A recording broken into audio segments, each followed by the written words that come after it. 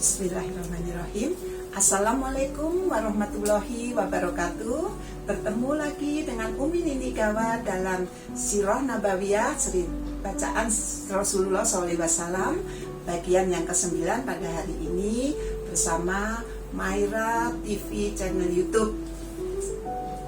Halo semua, halo semua, saudara-saudaraku, anak-anakku, cucu-cucuku, sahabat-sahabatku semua, dimanapun berada, semoga kalian selalu dalam lindungan Allah Subhanahu wa Ta'ala dan dalam keadaan sehat walafiat. Jangan lupa ya, like, subscribe, komen, dan bagikan. Terima kasih. Kita mulai untuk bagian ke-9. Allahumma sholli ala Muhammad wa ala ali Muhammad. Bagian ke-9 ini adalah pernikahan Abdullah dan Aminah.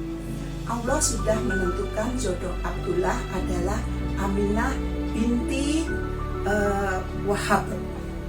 Aminah adalah gadis yang paling baik keturunan dan kedudukannya di kalangan suku Quraisy. Musim semi tahun 570 Masehi pun tiba. Batang-batang gandum di Yaman tumbuh menjulang tinggi. Dedaunan kurma di kota Taif juga kembali bersemi. Sementara itu, padang-padang rumput dipenuhi dengan harumnya bunga-bunga yang tumbuh di kebun-kebun. Bagi penduduk Mekah, musim semi adalah tanda kebebasan dan dimulainya lagi perdagangan musim panas ke Syria. Abdullah pun berminat pergi musim ini, berniat untuk berdagang. Aminah bilang kepada suaminya, karena Abdullah kan sudah berniat tadi untuk berniaga ke Syria. Aminah berkata kepada suami yang tercinta, "Kanda, sebenarnya hatiku sangat berat melepas kepergianmu.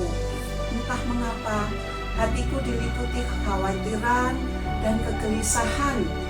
Aku bahkan berharap dapat menemukan suatu alasan untuk menahan kepergianmu untuk tidak pergi berdagang ke Syria." Keluh Aminah kepada sang suami tercinta Abdullah. Abdullah pun tersenyum menenteramkan hati sang istri. Hatiku pun juga seperti itu. Terasa tertinggal di sini.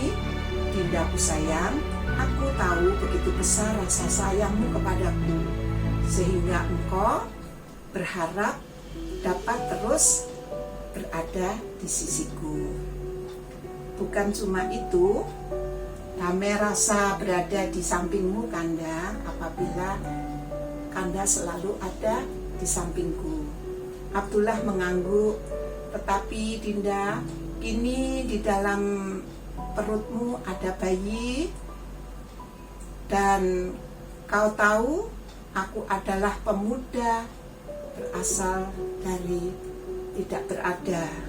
Saat ini kita hanya mempunyai 5 ekor kambing yang yang perahan susunya itu tinggal 5 ekor kambing. Selain itu tak ada lagi kekayaan yang dapat menghidupi kita berdua selain sedikit kurma dan daging kering. Karena itu inilah saatnya bagiku untuk pergi berniaga dan menambah penghasilan kita." Aminah terpaksa mengangguk menerima kenyataan suaminya tadi. Ia memandang kepergian Abdullah dengan sendu, sedih, terharu, seolah itu adalah detik-detik terakhir ia dapat melihat wajah suaminya. Nah, kita putar cerita sedikit bahwa waktu pernikahan Abdullah dengan Aminah, ayahnya Abdul Muthalib juga menikahi sepupunya yang bernama Hala dan mempunyai anak bernama Hamzah. Jadi Hamzah itu pamannya Rasulullah karena usianya hampir sepadan dengan beliau, dengan Rasulullah. Hala usianya sepadan dengan Rasulullah. Akhirnya kembali lagi Abdullah berangkat berniaga bersama Khalifah, dagang tiba di Gaza. Kemudian dalam perjalanan pulang ia singgah ke Yatsrib. Jadi berdagang ke Gaza, setelah itu pulang singgah ke Yatsrib. Ingat, Yatsrib adalah asal ibu Abdul Muthalib, ya, yang kawin dengan Hasyim. Ingat ya. Nah, sampai di Yatsrib ia tinggal bersama saudara-saudara dari ibunya juga. Namun ketika kawan-kawannya dari Mekah hendak mengajaknya pulang, ke Abdullah jatuh sakit. Rasanya aku tak akan kuat menempuh perjalanan ke Mekah, kawan-kawanku. Maka pulanglah kamu dulu, aku tinggal di sini. Tolong sampaikan kabar kepada kakekku, kepada ayahku, bahwa aku jatuh sakit di Yatsrib. Kawan-kawannya pun mengangguk. Akan kami sampaikan pesan itu, dan baik-baik dah engkau di sini. Kafilah Mekah pun beranjak pulang. Ketika tiba di rumah, mereka menyampaikan pesan Abdullah kepada Abdul Muthalib.